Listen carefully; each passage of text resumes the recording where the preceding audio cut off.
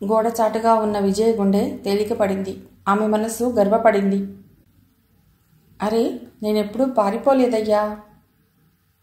పారిపోవడం అంటే నా ఉద్దేశం ఈ నిషాలో మునిగి సమస్యల నుండి దూరం కావటం. ఎలాంటి సమస్య అయినా ఎదుర్కొంటే దూది పింజలా ఎగిరిపోతుంది, శాశ్వతంగా ఎగిరిపోతుంది. అంతేకాని ఈ నిష అశాశ్వతం. మీరు ఆ నిష నుండి పొందుతున్న ఆనందం తాత్కాలికం, కానీ దీని నుండి మీరు పొందే అనారోగ్యం మాత్రం శాశ్వతం. ఎప్పుడూ ముభావంగా ఉండే గాంధీ ఎంత రీజనబుల్గా మాట్లాడుతున్నాడు, టాపిక్ని ఎంత డీప్గా డీల్ చేస్తున్నాడు అని మరొకసారి చిన్న కొడుకును తలుచుకుని గర్వపడింది విజయ. ఏమిటో మీరు తాగనంటారు అని నిరాశపడి గ్లాసు నోటి దగ్గర ఉంచుకున్నాడతడు. ఇక భయం లేదు. నా బిడ్డలు మారరు. నా బిడ్డలు నిషాపరులు కారు. నిండు వ్యక్తిత్వం సంతరించుకున్న వీళ్లను ఇక పరీక్షకు పెట్టవలసిన పనిలేదు. తేలికపడిన మనస్సుతో మళ్ళీ వంటింట్లోకి వెళ్ళిపోయింది విజయ. మార్తా, గాంధీ ఇంజనీరింగ్ పూర్తి చేశాడు, ర్యాంక్ వస్తుందని గట్టిగా చెప్తున్నాడు. బుద్ధు థీసిస్ సబ్మిట్ చేసేశాడు, వీడికి డాక్టరేట్ కూడా వచ్చేస్తుంది. నెల్లూరు వెళ్ళాలని ఆలోచిస్తున్నాను, కానీ నాకు సమస్య వచ్చింది. సమస్య?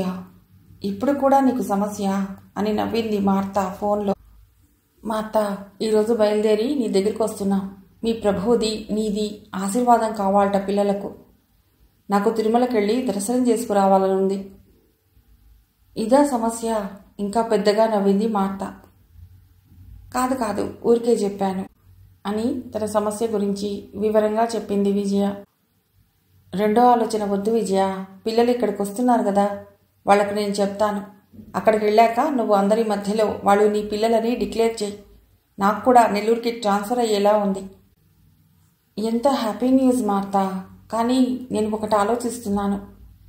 నేను వీళ్ళని మామూలుగానే నెల్లూరుకు తీసుకెళ్ళి అనాథ పిల్లలుగానే ఆ ఐశ్వర్యాన్ని రుచి చూపిస్తాను. వాళ్ళిద్దరికీ ఉద్యోగాలు వచ్చాక వాళ్ళు నా పిల్లలని చెప్పేస్తాను. అవసరమైతే నువ్వు వస్తావు కదా? ఓకే, నీ ఇష్టం. మార్తాకు తెలుసు తనేం చెప్పినా విజయ తను చేయాలనుకున్నదే చేస్తుంది. మిగతా అన్నింటిలో అందరినీ అనుసరించిపోయే విజయ పిల్లల విషయంలో మాత్రం ఎందుకిలా మొండిగా ఉంటుందో ఆమెకు అర్థం కాదు. తన మరుదలు ఇలా ఎవరో ముక్కు మొహం తెలియని ఇద్దరు మగపిల్లల్ని తనతో తీసుకొచ్చుకుని ఉంచుకోవటం రాఘవరెడ్డికి బొత్తిగా నచ్చలేదు. ఆమె తదనంతరం ఆమె ఆస్తి తన పిల్లలకు వస్తుందని ఎదురు చూస్తున్న రాఘవరెడ్డికి ఇది పెద్ద షాక్. ఒకరోజు పని కట్టుకుని విజయ్ ఇంటికి వచ్చాడతడు. ఆ టైంలో బుద్ధు, గాంధీ, తులసి అక్కడే ఉన్నారు. వాళ్ళింకా ఇక్కడెందుకు? తన పెద్దరికంతో ఆ పిల్లలిద్దరినీ తరిమేయటానికి వచ్చాడతడు. వాళ్ళిక్కడే ఉంటారు, సౌమ్యంగానే అయినా చాలా దృఢంగా చెప్పింది విజయ. బుద్ధు, గాంధీ కూడా ఉలిక్కిపడి తలెత్తారు. వాళ్ళిక్కడే ఉంటారా? ఎందుకుంటారు? బావగారు పిలిచింది ఆమె తలుపు చాటు నుండి. నేను ఒంటరిదాన్నని మీకు తెలుసు. ఈ పిల్లలు చిన్నప్పటి నుండి తెలుసు నాకు. నా స్నేహితురాలు పెంచిన పిల్లలుగా వాళ్ళ మీద అభిమానాన్ని పెంచుకున్నాను. ఇప్పుడు ఈ ఒంటరితనం ఇక నా వల్ల కావటం లేదు. అందుకే వాళ్ళని ఇక్కడే ఉంచుకోదలుచుకున్నాను. ఈ ఇంటి చిన్న కోడలి స్థిరమైన అభిప్రాయానికి మొదట విస్తుపోయాడు రాఘవరెడ్డి. ఆ తర్వాత అనకూడని మాట నీశాడు. ఎలాగైనా ఆమె ఆస్తి తనకు రావాలి. విజయతత్వం చిన్నప్పటి నుండి తెలుసు, పరువుకు వెరిసే తత్వం. అయితే ఈ వయస్సులో వీళ్ళని ఉంచుకునే ఈ నికృష్టమైన పని కంటే మా తమ్ముడు పోయిన తర్వాత మళ్ళీ పెళ్లి చేసుకున్నా సంతోషించేవాళ్ళం. తలుపు చాటునున్న విజయ మొదట తెల్లబోయింది, ఆ తర్వాత ఉగ్రురాలయ్యింది. 50వ పడి దగ్గర పడుతున్న ఈ వయస్సులో ఈ అభాండాన్ని ఆమె ఊహించలేదు.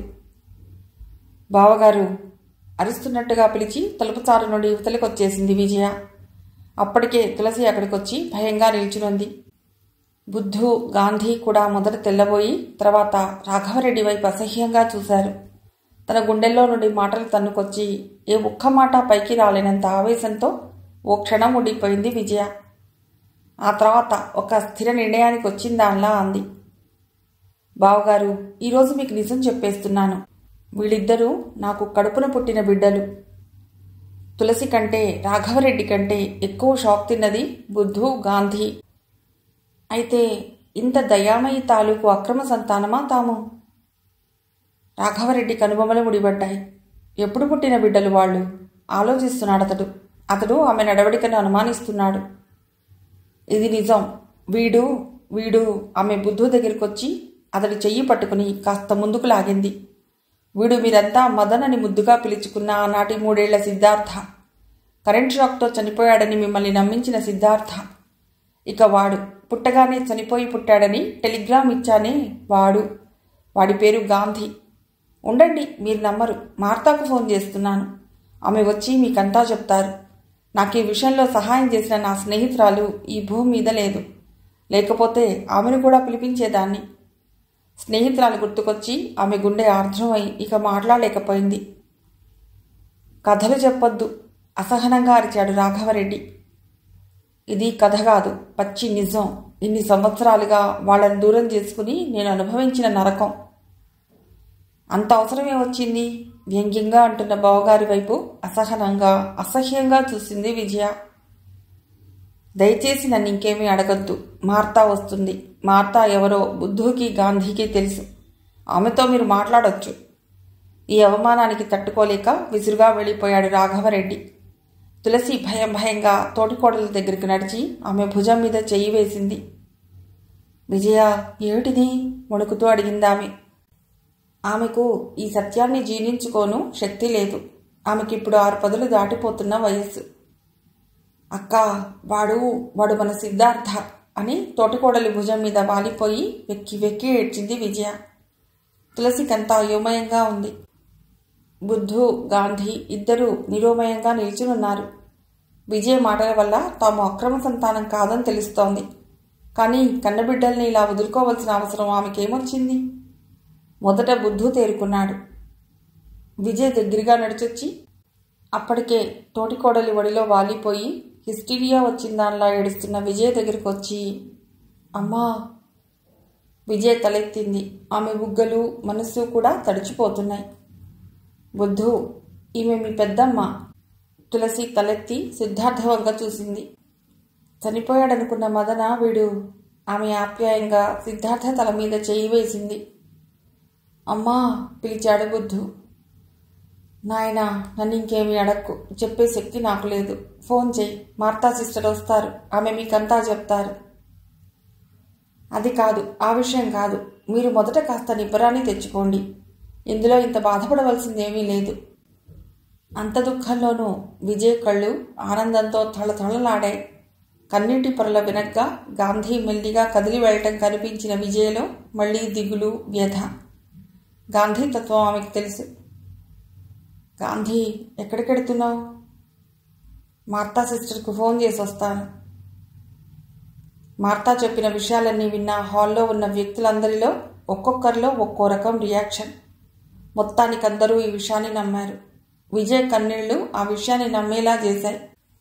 విజయ్కు దురలవాట్లు లేని వాళ్ల మీదున్న ఇష్టం గురించి తెలిసిన వాళ్లంతా తేలిగ్గా నమ్మారు. మనుషులంతా అన్ని వేళ్లల్లోనూ పశువులు కారు. కానీ రాఘవరెడ్డికి ఊహించని షాక్ ఇది. తన తమ్ముడు చనిపోయినప్పటి నుండి ఆస్తి తనదేనని అనుకుంటున్నాడతడు. అందరూ వెళ్ళిపోయారు. మార్తా ద్వారా తమ కథ విన్న బుద్ధు, గాంధీ కొంత తేరుకున్నారు. మీరు నా బలహీనతల్ని క్షమిస్తారా? ఆశగా చూస్తోంది విజయ. అదేటమ్మా అలా అంటారు? మీరు చేసింది మా కొరకేగా. న్యాయానికి మేము మీకు రుణపడి ఉన్నాం. లేకపోతే మేము చెడిపోయి ఉండేవాళ్ళమేమో అన్నాడు బుద్ధు. వద్దు నాయనా, నాకింత కృతజ్ఞత వద్దు. నాకు మీ ప్రేమ కావాలి. నిజం బుద్ధు. చేతులు పట్టుకుని బోరున ఏడ్చింది విజయ. బుద్ధు కొత్తగా తెలిసిన తన తల్లిని ఓదారుస్తున్నాడు. గాంధీ మౌనంగా అక్కడి నుండి వెళ్ళిపోయాడు.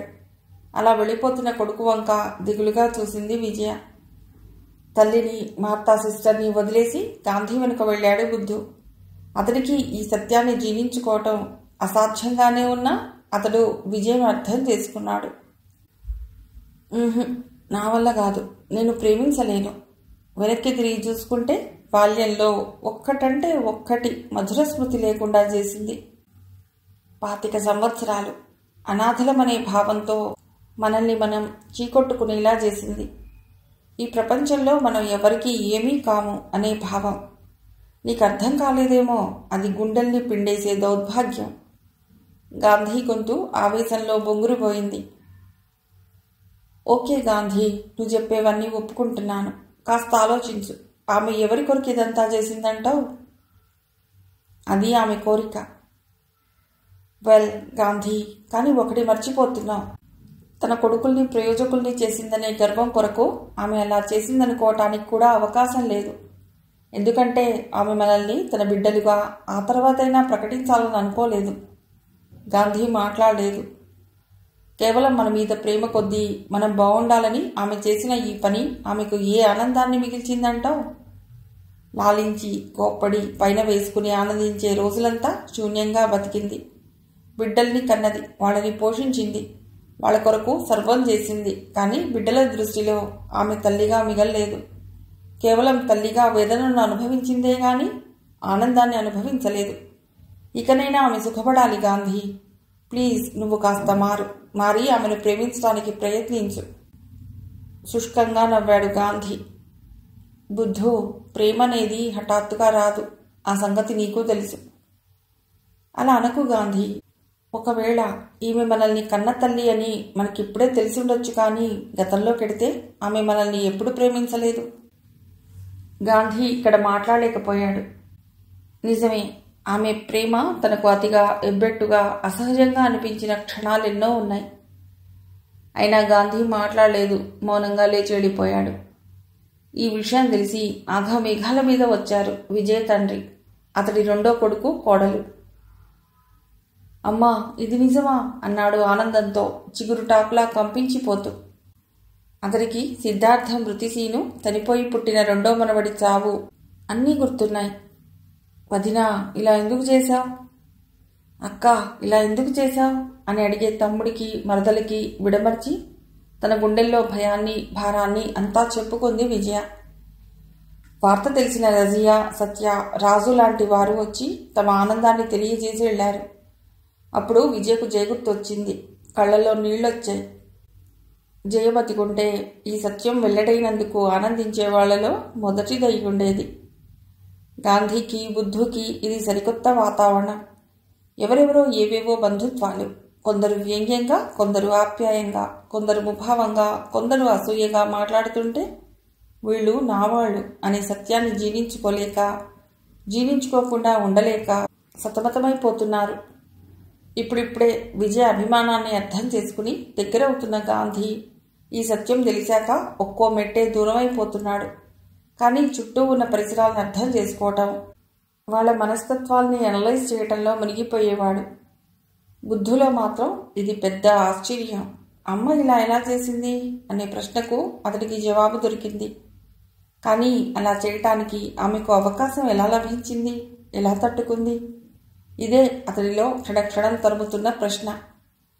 స్వంత తల్లి తమ బిడ్డల్ని అనాథ జీవితాలుగా మార్చిందనే సత్యం గాంధీని కాల్చేస్తోంది. ఓదార్పు కోసం తన స్నేహితురాలు నృత్యతో వచ్చి చెప్పుకునేవాడు. నో నృత్య, ఆమె నిర్ణయాలే గొప్పవనుకుని ప్రపంచంలోని మగవాళ్లంతా ఆమె భర్తలాంటి వాళ్లే అనుకుని మా బాల్యాన్ని దొంగిలించిందామె. గాంధీ, మీ సంగతేమో గాని నేను మాత్రం ఆమెకు చాలా రుణపడి ఉన్నాను. లేకపోతే ఇంత ఉన్నతుడికి నేను భార్యను కాబోయేదాన్నా? ఆమె ఎవరి కొరకు చేసిందో మీరు ఆలోచిస్తే ఆమెను ఇలా అసహ్యించుకోరు. ఆమె సుఖాన్ని వదులుకుని మిమ్మల్ని బాగు చేయాలని ఆమె చేసిన ఈ త్యాగం చాలా గొప్పది అనేది నృత్య. గాంధీ, ఏమిటి దిగులుగా ఉన్నావు? పొద్దుటి నుండి ముభావంగా దిగులుగా ఉన్న తమ్ముడి దగ్గరికి వచ్చి లాలనగా అడిగాడు బుద్ధు. అమ్మ మనల్ని ఎంత మోసం చేసింది బుద్ధు. బుద్ధు ఆశ్చర్యపోయాడు. గాంధీ ఇంకా మారలేదా? నిట్టూర్చి తమ్ముడి భుజం మీద చెయ్యి వేశాడు. లేదు, ఆమె మనల్ని మోసం చేయలేదు గాంధీ. స్వంతమైన మనల్ని ప్రేమించటానికి, ప్రేమించబట్టానికి హక్కుదారురాలైన ఆమె అన్ని హక్కుల్ని వదులుకుని మన ప్రేమ కోసం మనల్ని యాచించింది, తప్పించింది, ఆరాటపడింది. మనల్ని తీసుకువెళ్ళటానికి ఎన్ని అవకాశాలు వచ్చినా ఆమె తన మనస్సును చంపుకుందే గాని మన భవిష్యత్తును చంపలేదు. మన భవిష్యత్తు, విరక్తిగా నవ్వాడు గాంధీ. అలా నవ్వకు గాంధీ. మన కోసం, మనం మంచిగా పెరగటం కోసం ఆమె నష్టపోయింది గాని మనకేం తక్కువ చేయలేదు. వెనక్కు తిరిగి ఆలోచించు. చిన్నగా నవ్వాడు గాంధీ. ఆ నవ్వులో కొద్దిగా వెటకారం ఉంది, కొద్దిగా దిగులుంది. బుద్ధు, నువ్వు నన్ను ఓదార్చడానికి అంటున్నావా? నిజం చెప్పు, మనం తల్లి ప్రేమను, తండ్రి నుండి సెక్యూరిటీని కోల్పోలేదా? ఒక్క క్షణం ఆలోచించాడు బుద్ధు. ఆ తర్వాత అన్నాడు, నో గాంధీ, ఆమె మనల్ని ప్రేమించడంలో నాకు ఎప్పుడూ లోటు కనిపించలేదు. ఈసారి కాస్త విసుగ్గా చూశాడు గాంధీ. ఆమెకు మనం తన పిల్లలమని తెలుసు. మనల్ని ప్రేమించింది. ఆ ఆనందాన్ని అంతో ఇంతో అనుభవించింది. కానీ మన విషయం ఏమిటి? మనకు ఆమె కన్న తల్లి అని తెలియదే. తల్లి లేని బాల్యమంతా. అలా అనేటప్పుడు గాంధీ గొంతు వణికింది. అయినా తండ్రి నుండి మనల్ని దూరం చేసే హక్కు ఈమెకెక్కడిది? నాకు తల్లి కావాలని చెప్పినప్పుడైనా కరగలేదామె. ఇహ మాట్లాడలేకపోయాడు. నిజమే, గాంధీ అలా తల్లి కోసం మాత్రమే పరితపించేటప్పుడు అమ్మ వీడినైనా తన దగ్గరకు తీసుకుని ఉండవలసింది అని క్షణంసేపు అనిపించినా ఆ భావం అతడిలో అట్టేసేపు నిలవలేదు. గాంధీ మొండితనం ముందు అమ్మ ఎంతలా కుంచుకుపోయేదో, ఎంతలా కలతపడేదో తనకు తెలుసు. వాటిని తీసుకువెళ్ళలేక, విడిచి వెళ్ళలేక ఆమె ఎంత ఘర్షణకు గురై ఉంటుందో తను ఊహించగలడు. బుద్ధు, ఏమిటి ఆలోచిస్తున్నావు? తనకు ఎంతో ఇష్టమైన టెర్రస్ పిట్టగోడ మీద నుండి దిగి దగ్గరికి వస్తూ అడిగాడు గాంధీ. ఏం లేదు, అమ్మ గురించి ఆలోచిస్తున్నాను. అమ్మ గురించేనా? నా గురించి కాదా అన్న గాంధీ ప్రశ్నకు బుద్ధు ఇచ్చిన జవాబు గాంధీలోని ప్రేమ బంధాన్ని సృజించింది తొలిసారిగా. నీ గురించి ఆలోచించటానికి ఇప్పుడేముంది గాంధీ? మనం పసిపిల్లలుగా ఉన్నప్పుడు నువ్వు నా తమ్ముడివని తెలిసి ఉంటే నీ గురించి అమ్మతో ఫైట్ చేసి ఉండేవాడిని. బుద్ధు, నేను అన్నాను పిలవాలనుంది, కానీ పిలవలేను. ఎందుకంటే ఇలా చాలా సంవత్సరాలుగా అలవాటైపోయింది కదా. ఇప్పుడు అమ్మ మరి ఎవరినైనా చూపించి ఇతడు మీ అన్న అని చెప్తే నిస్సంకోచంగా అన్నాను పిలవగలను. కానీ నాకు అర్థమైందిలే గాంధీ. నీకేం అర్థమైంది? నీ గురించి నీకే అర్థం కాదు. కాకపోతే నా గురించి అమ్మతో ఫైట్ చేస్తానన్నావు. మరి నీ గురించి? ఆసక్తిగా చూస్తూ 10 ఏళ్ల గాంధీలా అడుగుతున్న తమ్ముడి వైపు విచారంగా చూశాడు బుద్ధు. నాకు తెలుసు గాంధీ, అమ్మ ఏనాటికి నన్ను మధ్యలో తన బిడ్డగా డిక్లేర్ చేసి ఉండేది కాదు. అదేమిటి? విస్తుపోయాడు గాంధీ. చిన్నగా నవ్వాడు బుద్ధు. జరిగిపోయిన దాని గురించి ఇప్పుడు అంత అవసరం అంటావా?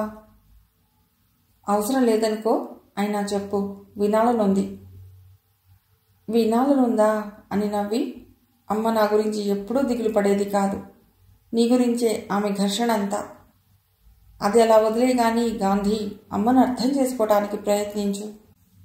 ఒక్క నిమిషం ఇద్దరి మధ్య మౌనం రాజ్యమేలింది. అర్థం చేసుకోవాలని ప్రయత్నిస్తున్నాను బుద్ధు, కానీ నువ్వు కూడా కొద్దిగా ఆలోచించు. అమ్మ స్వార్థంతో చేయలేదన్నావు, కానీ నా బిడ్డలు మంచివాళ్ళుగా పెరగాలి అనేగా ఆమె ఇంత సాహసం చేసింది. అది స్వార్థం కాదంటావా? కాదు గాంధీ, ఈ అమ్మదే స్వార్థమైతే ఏ అమ్మది స్వార్థం కాదో చెప్పు. బడికి పొరని మొరాయించే బిడ్డను తల్లి ఎందుకు కొడుతుంది? ఆమెకు ఆ బిడ్డ మీద కక్ష కాదు, ఆ బిడ్డ చదువుకొని పెద్దవాడవ్వాలనే ఆశ. చెప్పు. అది స్వార్థమైతే మన అమ్మది కూడా స్వార్థమే. బుద్ధు, ఉండు, ఆగు, నన్ను చెప్పని.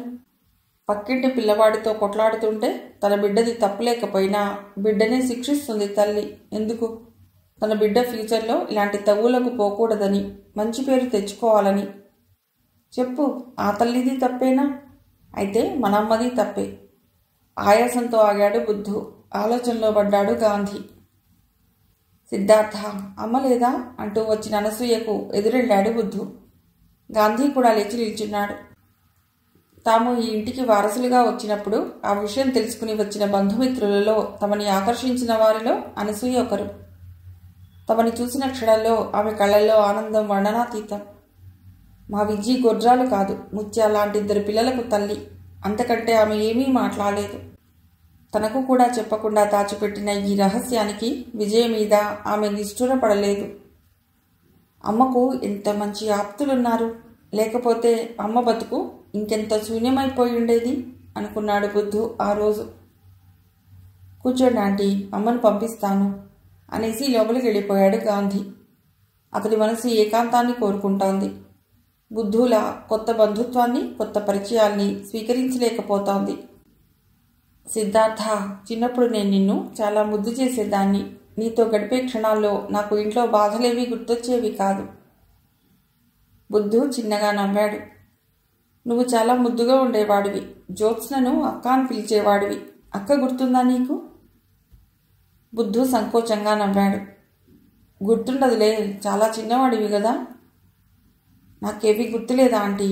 ఈసారి నోరు తెరిచాడు బుద్ధు. నా పిచ్చి కానీ నీ బాల్యం నీకెలా గుర్తుంటుంది? సారీ సిద్ధార్థ, బాల్యం అంటే నువ్వు పెరిగిన హోం కాదు. సారీ. సారీ ఎందుకంటీ? అక్కడ కూడా మాకేం కొరత జరగలేదు. అమ్మ అని తెలియదు కానీ తల్లిలాగే ప్రేమించింది. అమ్మే పాపం చాలా నలిగిపోయి ఉంటుంది. ముగ్ధురాలై చూసింది అనసూయ. లేదు సిద్ధార్థ, మీ అమ్మ కూడా ఏదీ పోగొట్టుకోలేదని మిమ్మల్ని చూశాక నాకు ఇప్పుడు అనిపిస్తోంది. ఆమె త్యాగం వృధా పోలేదు. నిశ్శబ్దంగా ఉండిపోయాడు బుద్ధు. బాత్రూంలో ఉన్నారు, వస్తున్నారు. తిరిగొచ్చి అనసూయ ఎదురుగా నిల్చుని ఆ మాట చెప్పేసి వెళ్ళిపోయాడు గాంధీ. గాంధీ కూడా మంచివాడే, కాకపోతే తల్లిని అర్థం చేసుకుని క్షమించడానికి కొంత టైం పట్టొచ్చు అనుకుంది మనసులో అనసూయ. ఇప్పుడైనా రావటమను అంటూ విజయ్ రావటంతో వాళ్ళిద్దరినీ ఏకాంతానికి వదిలేసి బుద్ధు కూడా వెళ్ళిపోయాడు. చాలా రోజులైంది నిన్ను చూసి, అనసూయ పక్కనే కూర్చుంటూ అంది విజయ. చాలా కాలానికి పిల్లలతో గడుపుతున్నావు. నేనెందుకు డిస్టర్బ్ చేయడమని నేను రాలేదు. సంజాయిషి ఇచ్చింది అనసూయ. ఆ సంజాయిషితో తృప్తి పడలేదు విజయ. అనసూయ రాకపోవటంలోనూ ఫోన్ చేయకపోవటంలోనూ అర్థం ఉంది, కానీ తను పిల్లల ధ్యాసలో పడి ఆ ఆనందాన్ని ఆస్వాదించటంలో మునిగిపోయిందే కానీ తను అనసూయకు ఒక్క ఫోనైనా చేసిందా? ఏమిటి ఆలోచిస్తున్నావు? ఏమీ లేదు. మీ అందరి దగ్గర ఏదో రకంగా అడిగి మరీ సహాయాలు తీసుకుని మీ సహాయం ఇప్పుడు నాకు అవసరం లేదని మిమ్మల్ని మర్చిపోయాను. కొద్ది కోపంగా చూసింది అనసూయ. ఊరికే ఆలోచించడం ఇకనైనా మానుకో. మాకు అలాంటి బాధలేవి లేవు తల్లి. నువ్వు హ్యాపీగా ఉండు. ఈ విషయంలో అనసూయకు జయలక్ష్మికి చాలా తేడా ఉంది. జయ అయితే ఈ మాత్రం నొప్పి కూడా విజయకు కలగనిచ్చేది కాదు. ఒక రకంగా చెప్పాలంటే కడుపున పుట్టిన బిడ్డని చూసుకున్నట్టు చూసుకునేది. అల్లుడు జ్యోత్స్న బాగున్నారా? మీ వారు ఏమైనా మారారా? పక్కున నవ్వింది అనసూయ. లేదులే అనసూయ, నువ్వు ఇలా నవ్వి కొట్టిపారేస్తుంటావు. ఆయన కోపం నిన్ను బాధిస్తుందని నువ్వు ఆయనకు నీ ప్రవర్తనలో నీ భావాలలో తెలియజేసి ఉండవలసింది. విజయ్కు తన వాళ్ళ కష్టాలు, తన బాధ్యతలు ఇప్పుడిప్పుడే తెలుస్తున్నాయి. బావిలాంటి ఓ లోకంలో నుండి ఆకాశమంత ప్రపంచంలోకి ఇప్పుడే అడుగుపెట్టింది ఆమె. లేదు విజీ, అది ఆయన నేచర్, అంతే. కాసేపు ఊరుకుంటే అదే పోతుంది. ఆ కాసేపు నువ్వెంత బాధపడతావు? చిన్నప్పుడు బాధపడేదాన్నే, కానీ ఇప్పుడు అలవాటైపోయిందిలే. కానీ ఇప్పుడు నేను సిద్ధార్థకు ఒక మ్యాచ్ గురించి చెప్పాలని వచ్చాను. సిద్ధార్థక మ్యాచా? వాడికప్పుడే పెళ్ళా? విజయ్ను ఆశ్చర్యము ఆనందము ఒకేసారి చుట్టేశాయి. నువ్వు ఆశ్చర్యపోవడంలో అర్థం ఉంది, కానీ సిద్ధార్థకు పెళ్లి వయసు వచ్చేసింది. విజయ్లో అంతర్గతంగా దిగులు. అంటే అంటే సిద్ధార్థ బిడ్డ స్థానం నుండి భర్త స్థానంలోకి అప్పుడే వెళ్ళిపోతున్నాడా? అమ్మాయి చాలా బాగుంటుంది, నేను చూశాను. మా వారి కొలీగ్ కూతురు. పేరెంట్స్ కూడా మర్యాదస్తులు. అప్పుడప్పుడు కలుస్తుంటాం మేము. స్నేహితురాలికి ఇంకాస్త దగ్గరగా జరిగి చెప్పింది అనసూయ. వాళ్లకు చెప్పావా? తనలోని నీరసాన్ని వదిలించుకుంటూ అంది విజయ. ఇంకా చెప్పలేదు. నువ్వు ఇష్టపడితే కదా నేను వాళ్ళని అడగటానికి. ఒక్క నిమిషం మాట్లాడలేదు విజయ. సిద్ధార్థకు జాబ్ కూడా వచ్చింది కదా, ఇంకెందుకు ఆలస్యం? వాళ్ళందరూ మంచివాళ్ళై, తాగుబోతులు తిరుగుబోతులు కాకుండా ఉంటే, అమ్మాయి మంచిదైతే అలాగే అడుగాను. పెద్దగా నవ్వింది అనసూయ. నీ కూతుర్ని వాళ్ళ ఇంట్లో ఇవ్వటం లేదు నువ్వు. అమ్మాయిని తెచ్చుకుంటున్నావు. అమ్మాయి ఎలాంటిదో అడుగు, బాగుంటుంది. ఆ అమ్మాయి బంధువులంతా మంచివాళ్ళు కావాలంటే ఈ ప్రపంచంలో ఎక్కడా దొరకరు. అంతేనంటావా? పోనీ అమ్మాయి తండ్రి మంచివాడే కదా. ఆ అమ్మాయి పేరేమిటి? అమ్మాయి పేరు సంధ్య. కాదే, ఏమిటబ్బా, రంగును పోలుస్తారు చూడు, నీడను కూడా పోలుస్తారు. నోట్లో ఆడుతోంది విజ్జి. ఛాయ. అదే మంచి పేరు. పిల్ల కూడా బాగుంటుంది. బారెడు జడ. విజయ్లో దిగులెగిరిపోయింది. అందమైన మంచి అమ్మాయి, పైగా ఈ రోజుల్లో బారెడు జడ. బుద్ధుకి పెళ్లి చేసేస్తే ఇంట్లో కళకళలాడుతూ తిరుగుతుంది. మాట్లాడను, త్వరగా మాట్లాడు. విజయ ఆతృత అనసూయకు అర్థం కాలేదు. అలసిపోయిన జీవితం విజయది. ఇకనైనా అన్నీ అనుభవించాలనే తొందర ఆమె నలిగిన మనసుది. నీకన్నిటికీ తొందరే. ఉండు, పై ఆదివారం వాళ్ళ ఇంటికి వెళ్ళి మాట్లాడొస్తాను. కట్నం ఎంత కావాలంటే ఏం చెప్పమంటావు? కొత్త విషయం విన్నట్టు చూసింది విజయ. కట్నమా? ఆ ఆలోచన తనకి ఎప్పుడైనా వచ్చిందా? వద్దు వద్దు, కట్నం వద్దు. మన ఇంటికి వచ్చే అమ్మాయి నుండి డబ్బు వద్దు. నిజమను, నాకేదీ వద్దు. ఆ అమ్మాయి నన్ను పిల్లల్ని విడదీయకపోతే అంతే చాలు. అనసూయ లేచి నిల్చుంది. నాకు తెలుసు, అయినా లోకరీతి ప్రకారం వాళ్ళు అడుగుతారు. నేను చెప్పాలి కదా, అందుకే అడిగాను. సరే, నేను వస్తానైతే. మా ఆయన ఎదురు చూస్తుంటాడు. ఆ ఎదురు చూస్తుంటాడు అనే పదం విజయ్కు చాలా నచ్చుతుంది. అతడికి ఎంత కోపం అయితే ఆ ఎదురుచూపులో ప్రేమ చాలదా? గాంధీ లివింగ్ హాల్లో కూర్చునున్నాడు. కుసుమ కొడుకు ప్రదీప్ అక్కడికొచ్చాడు. మమ్మీ లేదా? అంటే ఎవరు? కుసుమ. ఉండండి చూస్తాను అని లోపలికి వెళ్ళాడు గాంధీ. ప్రదీప్ నవ్వుకున్నాడు. హఠాత్తుగా తనకు ఇంత చిన్నాన్న. ఇంటి ముందు తోటలో రోజా మొక్కలు నాటించి లోపలికొచ్చింది విజయ. ఏమిటి ప్రదీప్ నవ్వుకుంటున్నావు? నాకు ఎంత పెద్ద చిన్నాన్న దొరికాడా అని మళ్ళా నవ్వాడు ప్రదీప్. గాంధీ చిన్నాన్న అవుతాడనే విషయం జీర్ణించుకోలేకపోతున్నావా? అవును, అడ్జస్ట్ అవ్వటానికి కొంతకాలం పట్టొచ్చు. పోనీ ఫ్రెండ్ అనుకోరాదు అని ఇంకా ఏదో చెప్పబోతుంటే కుసుమ కోసం వీళ్ళంతా వెతికి కిందకు దిగొచ్చాడు గాంధీ. మీ మదర్ అక్కడ లేరండి. ఏంటి ప్రదీప్, కుసుమ ఇంట్లో లేదా? గుడికెళ్ళినట్లుందైతే అని కదలబోతున్న ప్రదీప్ని ఆపింది విజయ. గాంధీ, వీడు ప్రదీప్. నేను నీ కొడుకునవుతాను అని జోక్ వేశాడు ప్రదీప్. నవ్వాడు గాంధీ, స్నేహంగా నవ్వాడు. నీ ఏజ్ గ్రూప్, ఇద్దరూ సరదాగా ఎక్కడికైనా వెళ్ళిరండి. మళ్ళీ గాంధీ ముడుచుకుపోయాడు. గాంధీని ప్రదీప్ని అక్కడే వదిలేసి, గాంధీలో తను కోరుకున్న మార్పును కాలానికే వదిలేసి, చేతులు కడుక్కుని రూంలోకి వెళ్ళి అసంపూర్ణంగా వదిలేసిన చీరను అందుకుని తిరిగి వర్క్ చేయబోతున్న ఆమె దగ్గరికి వచ్చి ఆమె పక్కనే కూర్చుంటూ అడిగాడు బుద్ధు. అమ్మా, మీరేమీ అనుకోకపోతే మమ్మల్ని మదర్ థెరీసా హోంలో ఎలా చేర్చారో తెలుసుకోవాలని ఉంది. తాము ఆమె బిడ్డలమని డిక్లేర్ అయినప్పటి నుండి తల్లిని అడగాలనుకున్న ప్రశ్న ఇది. అలా అడుగుతున్న పెద్ద కొడుకు వంక రెప్పార్పకుండా క్షణం చూసింది విజయ. వాళ్ళు తన కొడుకులన్న సత్యాన్ని ఆవేశంలో తనే చెప్పేశాక ఆమెకు ఎంత రిలీఫ్గా ఉందో అంత అసంతృప్తిగా కూడా ఉంది. తను వాళ్లకు జన్మనిచ్చిన తల్లి అనే సంగతి తెలిసినా ఇద్దరూ తనకి ఇంకా ఊహించినంత దగ్గర కాలేదు. బుద్ధు, అమ్మా, నేను నిన్ను సంజాయిషి అడగటం లేదు, అలా అనుకోకు.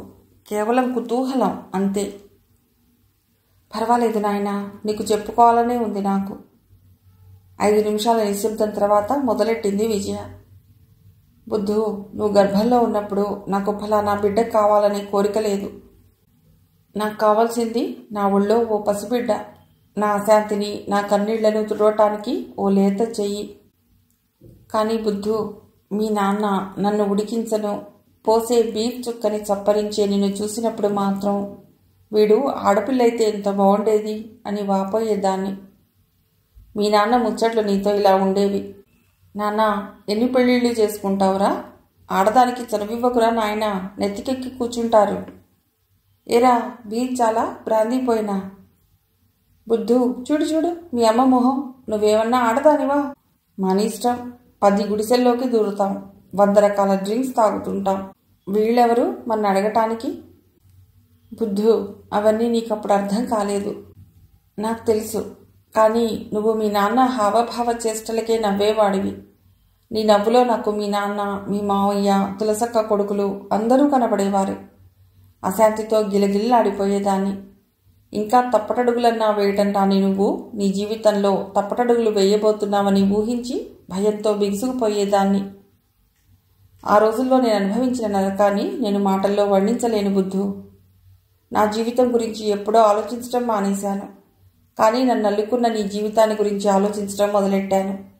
అలాంటి రోజుల్లో ఒకరోజు మా నాన్న, అదే మీ తాతగారు మా ఇంటికి వచ్చారు. అల్లుడి నైత్యాన్ని, అహంకారానికి పరాకాష్ఠను స్వయంగా చూశారు. భర్తగా ఆయన తన నైత్యాన్ని గుర్తించలేదు, కానీ మామగా తన కూతురి భర్త అయోగ్యతను స్పష్టంగా గుర్తించాడు. రామ్మ, మన ఇంటికొచ్చి కొన్ని రోజులుండి వద్దు గాని అని పిలిచారు. ఆలోచించి ఆలోచించి అలసిపోయి ఉన్నాను. ఇంత మానుషత్వం మధ్యగా, ఇంతమంది స్వార్థపరుల మధ్యలో, నిమిషము ఏదో నిషాలో మునిగి తేలే పిరికివాళ్ల మధ్యలో, అసమర్థుల మధ్యలో నేను మంచిగా ఎలా పెంచాలి? సమర్థుడిగా ఎలా తీర్చిదిద్దాలి? మానవత్వం ఉన్న మనిషిగా నిన్ను నేను తయారు చేయగలనా? ఆలోచించి ఆలోచించి అలసిపోయిన ఆ మూళ్ళో నాన్న ఆహ్వానాన్ని తిరస్కరించాలని అనిపించలేదు. కానీ అక్కడి వాతావరణము తక్కువ కలుషితమేమీ కాదు. నువ్విక్కడ పెరిగినా అక్కడ పెరిగినా ఒక్కటే. ఏకత్తైతేనే గొంతు కోసుకోవటానికి. ఎక్కడ పెంచాలి నిన్ను? ఇక్కడ అక్కడ ఎక్కడా కాకుండా ఎక్కడికో వెళ్ళిపోయి ఆడదాన్ని, వయస్సులో ఉన్నదాన్ని, ఆ వయస్సును కాపాడుకుంటూ మానవ రూపంలో ఉన్న మృగాలతో పోరాడుతూ నిన్ను నేను కోరుకున్న విధంగా పెంచగలనా? నా పేగు చించుకుని అతడి రక్తం పంచుకుని పుట్టిన నిన్ను మంచివాణ్ణి చేయాలి. ప్రతి నిమిషం ఇదే ఆలోచన. ఆ ఆలోచన తెగటానికి నాకు టైం కావాలి. అందుకే నాన్నతో బయలుదేరాను. కొన్ని రోజులైనా నీ తండ్రి అమానుషాన్ని నీ కళ్ళతో చూడకుండా, ఆయన నీడ కూడా నీ మీద పడకుండా నాన్నతో వెళ్ళిపోయాను. నా అసమర్థత, నా అస్వతంత్రం, నా పిరిగితనం నా బిడ్డ జీవితాన్ని పాడు చేయకూడదు. నాన్నతో విజయవాడ వెళ్ళిపోయినా ఇదే ఆలోచన. ఆలోచించి ఆలోచించి మనస్సు వేడెక్కి మానసికంగా మరీ బలహీనురాలనైపోయి నీ జీవితం గురించి విపరీతంగా భయపడిపోయి ఆ ఆవేశంలో, ఆ బలహీనతలో నేను నిర్ణయం తీసేసుకున్నాను. సిస్టర్ మార్తా, ఆ హోంలో పిల్లలు, వాళ్ళ చేతుల మీదుగా పెరిగి ప్రయోజకులైన యువకులు, ఆ వాతావరణం నన్ను ప్రలోభపెట్టింది. మరో ఆలోచన లేని దానిలా మార్తాకు ఫోన్ చేశాను. మార్తా దొరకలేదు. నాన్నకు చెప్పి నెల్లూరు బయలుదేరాను. మొదట్లో మీ తాత నన్ను ఒంటరిగా అక్కడికి పంపటానికి ఇష్టపడలేదు. తను నాతో వస్తానన్నాడు. నేను చిక్కుల్లో పడ్డాను. వాళ్ళెవరొచ్చినా నా కోరిక నెరవేరదు. మొండిగా వాదించి రైలెక్కాను. కొత్తగా వచ్చిన సూజన్ సిస్టర్కి నన్ను పరిచయం చేశారు మార్తా. ఈమె విజయ మన హోంకి చాలాసార్లు వచ్చారు. చాలా సహాయం చేస్తుంటారు. ఆమె అలా పరిచయం చేస్తుంటే చాలా సిగ్గుగా అనిపించింది నాకు. నేను ఏదైనా సహాయం చేసి ఉంటే అది నా మనశ్శాంతి కొరకు చేశాను. అదే మనశ్శాంతి కొరకు మరో భిక్ష అడగను ఆ రోజు అక్కడికి వెళ్ళాను. మొదట ఇది తాగు, చాలా నీరసంగా ఉన్నావు హెచ్చరించింది మార్తా జ్యూస్ అందిస్తూ. ప్లీజ్, ఈరోజు నేనేమీ తాగలేను, ఏమీ అనుకోవద్దు. నేను పక్కన పెట్టాను. ఓకే, బలవంత పెట్టను. అలా ఉన్నావేం? దయగా, ప్రేమగా అడిగింది మార్తా. దానికి జవాబు చెప్పే స్థితిలో నేను లేను. సిస్టర్, నేను ఇప్పుడు మిమ్మల్ని ఓ సహాయం అడగడానికి వచ్చాను అన్నాను ధైర్యం చేసి. ఏమిటన్నట్లు చూసింది మార్తా. నా బిడ్డను మీ చేతుల్లో ఉంచడానికి వచ్చాను. ఎంత వద్దనుకున్నా అలా చెప్పేటప్పుడు నా కంఠంలో కన్నీళ్లు దొర్లాయి. ఇదేం పిచ్చి కోరిక అని ఆశ్చర్యపోయింది మార్తా. మార్తా, వీడు పుట్టినప్పటి నుండి వీడు వాడి తండ్రికి వారసుడవుతాడేమోనని భయపడుతూ వాడిని ఇంతకాలం పెంచాను. అప్పుడప్పుడు వీళ్ళెవరికీ చెప్పకుండా వాడిని తీసుకుని ఎక్కడికైనా పారిపోవాలనిపించేది. కానీ నాలో ఆ సాహసం లేదు. నేను చాలా పిరికిదాన్ని, చావటానికి కూడా ధైర్యం చాలని పిరికిదాన్ని అన్నాను. అర్థం కాలేదన్నట్లు చూసింది మార్తా. సిస్టర్, మీకు అర్థమయ్యేంతగా నా గుండెల్లో బాధ విప్పి మీ ముందుంచాలనే ఉంది. కానీ ఈరోజు నాకు ఓపిక లేదు. చాలా నీరసంగా ఉంది. ప్లీజ్ నన్ను అర్థం చేసుకోండి. ఇంకెంతోసేపు నేను ఇలా మాట్లాడలేను అన్నాను. కంగారుగా చూసింది మార్తా. ఏమైంది? ఏమైనా మింగావా? లేదు. చెప్పానుగా సిస్టర్, నాకు చావటానికి కూడా ధైర్యం లేదని. చెప్పు మార్తా, నా బిడ్డని మీరు పెంచుతారా? తొందరగా అన్నాను. వాడిని నాకిచ్చి నువ్వెక్కడికెడతావు అని కాస్త తీవ్రంగా అడిగింది మార్తా. నేనెక్కడికి వెళ్ళను. నాకు ఈ చెరసాల తప్పదు. కానీ వీడు ఆ పరిసరాల్లో పెరగకూడదు. మీకు తెలీదు అరిచినట్టుగా అన్నాను. నా గొంతు జీరబోయింది. గొప్పవాళ్ళు చెడిపోవటానికి చాలా అవకాశాలున్నాయి. ఆ అవకాశాలు నేను నా కొడుక్కి ఇవ్వదలుచుకోలేదు.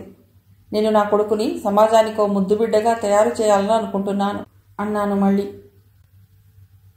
పేదవాళ్లలో మాత్రం చెడిపోయిన వాళ్ళు లేరా అంది మార్త. కానీ వాళ్ళకి ఎక్కువగా ఆలోచనలు బ్రతుకు తెరువు మీద ఉంటాయి. ఎలా సుఖపడతామా అని దారులు వెతకటానికే వాళ్లకు టైం ఉండదు అన్నాను. అందరినీ జర్నలైజ్ చేయకు విజయ అంది నన్ను ఒప్పించే ధోరణిలో ఆమె. మార్త, ప్లీజ్, ఇందుకు నాకు సహాయం చేయండి.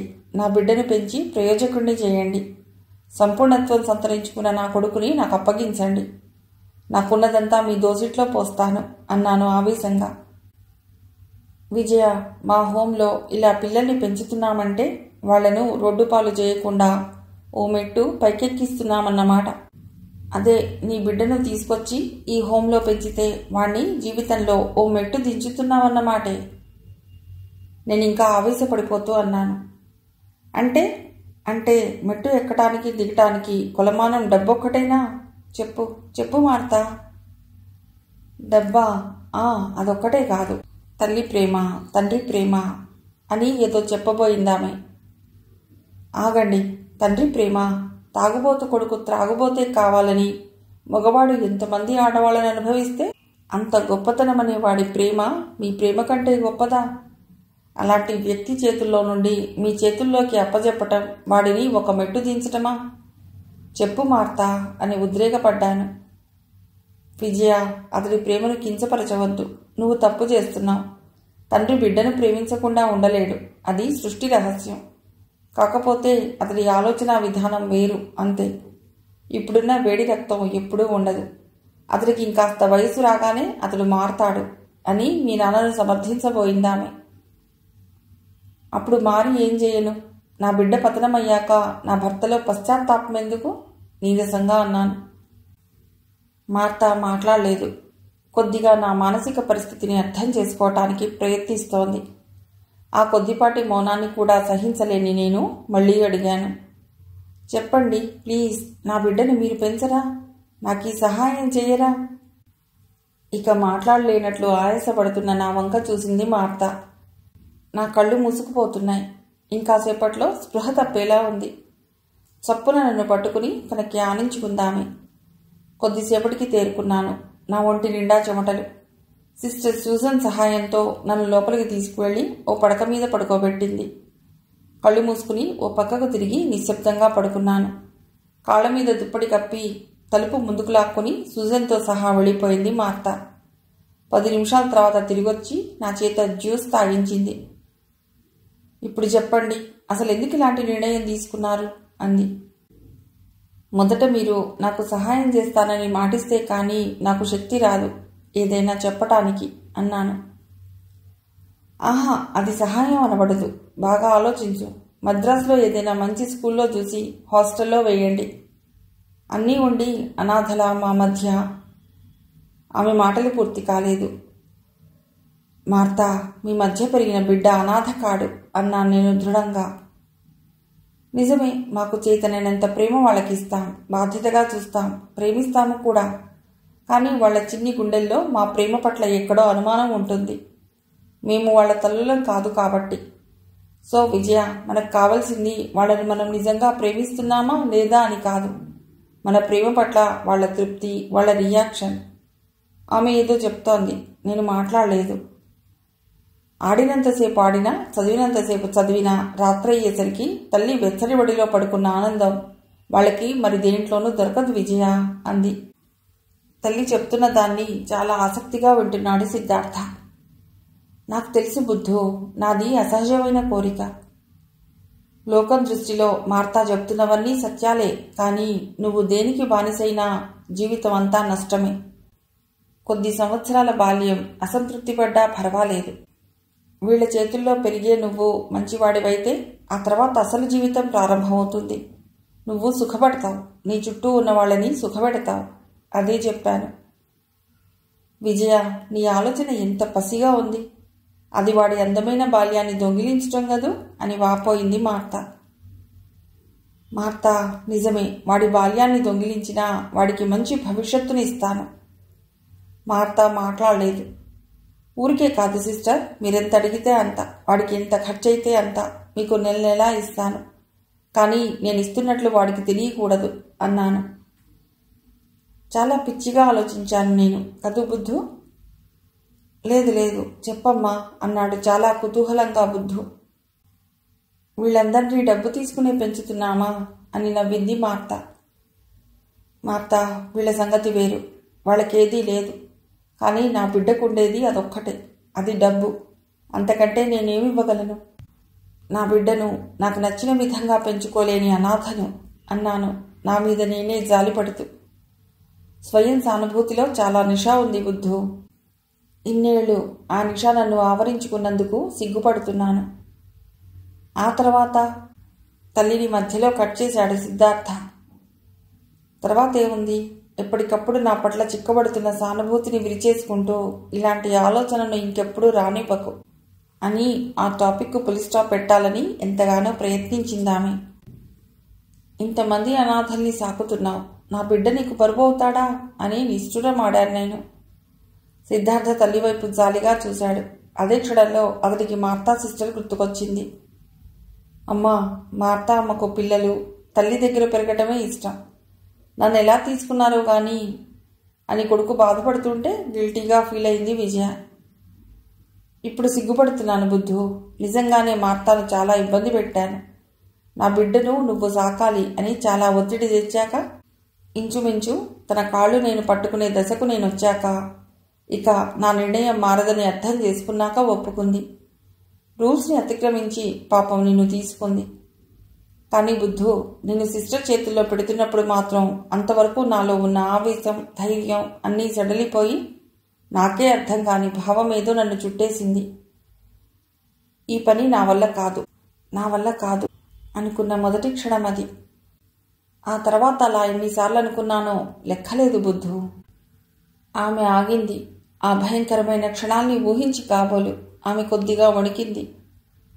నేను నిన్ను వదిలి వెళ్ళగానే జయ ఆశ్చర్యంగా, ఆనందంగా ఎదురొచ్చింది. విషయమంతా చెప్పాను. తన సహాయం కావాలని కోరాను. జయ మొదట కోప్పడింది. ఇలాంటి విధవ సహాయాలు చేయటం నా వల్ల కాదని చెప్పింది. నేను దిగులు పడిపోయాను. జయ సహాయం లేనిదే నేనేమీ చేయలేను. నువ్వు చనిపోయావని జయ చేత మీ నాన్నకు, తాతకు టెలిగ్రామ్ ఇప్పించాను. సైక్లోన్ కదా, ఫోన్లు లేవు. నీ బాడీని కూడా భూస్థాపితం చేయవలసి వచ్చిందని తనతోనే చెప్పించాను. ఇన్ని సంవత్సరాల క్రితం జరిగిన సంఘటనకు ఇప్పుడు చలించింది విజయ. చనిపోయానని, భూస్థాపితం చేశామని చెప్తే ఎలా నమ్మారు? కఠినాత్మురాల్ని బుద్ధు. వర్షం పడితే అంత్యక్రియలు కష్టమని జయ వారిస్తున్నా వినకుండా నేనే బలవంతంగా ఆ పని చేయించానని ఆమెతో చెప్పించాను. మీ నాన్న నాకెంత ఇష్టుడైనా, దుర్మార్గుడైనా ఈ విషయం విన్నాక మీ నాన్న చాలా కుంగిపోయారు. అతడిని చూస్తే నాకు చాలా జాలేసింది. అలా కుంగిపోయిన అతడు తన ప్రవర్తన మార్చుకుంటాడని అనుకున్నాను. అలా అని భ్రమించాను. కానీ అతడి ప్రవర్తన వీసవెత్తు కూడా మారకపోవటంతో ఆ తర్వాత నేను కుంగిపోయాను. శవాన్ని కూడా చూపించలేదని నిన్ను ఏమీ అనలేదా మా నాన్న? తన భవిష్యత్తు కొరకు ఇన్ని సమస్యలను ఎదుర్కొన్న తల్లి అంటే అతనిలో అభిమానం మరింత పెరిగింది. ఏమని చెప్పావమ్మా? రెట్టించాడు సిద్ధార్థ. కరెంటు షాక్ తగిలి చనిపోయావని. సిద్ధార్థ మరేమీ ప్రశ్నించలేదు. 22 ఏళ్ల క్రితం అమ్మ ఎదుర్కొన్న ఆ సీన్ని ఊహిస్తున్నాడతడు. గొడ్రాలు ఇంటికి పోకపోతే సిద్ధార్థ పోయేవాడు కాదు అన్నారంతా. పాపం జయ ఆ అభాండాన్ని కూడా నా కోసం భరించింది. నువ్వు బతికున్నావు. హాయిగా మదర్ థెరీసా హోంలో, మార్తా ఒడిలో ఆ టైంకి ఆడుకుంటూ ఉండి ఉంటావు. అలాంటి నిన్ను పోగొట్టుకున్న తల్లిగా అందరూ సానుభూతి చూపిస్తుంటే అది భరించటం, నటించటం మాత్రం నా శక్తికి మించిన పని అయిపోయేది. పాపం విజయ షాక్లో ఉంది అనుకున్నారంతా. అంతవరకు మార్తా నిన్ను స్వీకరిస్తుందా లేదా, జయ సహకరిస్తుందా లేదా అనే శతకోటి సందేహాల మధ్య నలిగిపోయిన నాకు అప్పుడు రిలీఫ్ దొరికింది. అలసిపోయినట్లు నిద్రపోయేదాన్ని. అంతా నాకు శోష వచ్చిందనుకునేవారు. జయ కొందరికి పనిగట్టుకుని మత్తు ఇంజెక్షన్ ఇచ్చానని చెప్పేది. పాపం జయ చనిపోయి అప్పుడే 3 ఏళ్లయ్యింది. తల్లి కాకుండానే చనిపోయింది అని కళ్ళనీళ్లు పెట్టుకుంటున్న తల్లి వైపు చూస్తూ ఇలా అనుకున్నాడు సిద్ధార్థ. ఈమె మాత్రం ఏమనుభవించింది? మిగిలిన కథ తర్వాతి భాగంలో.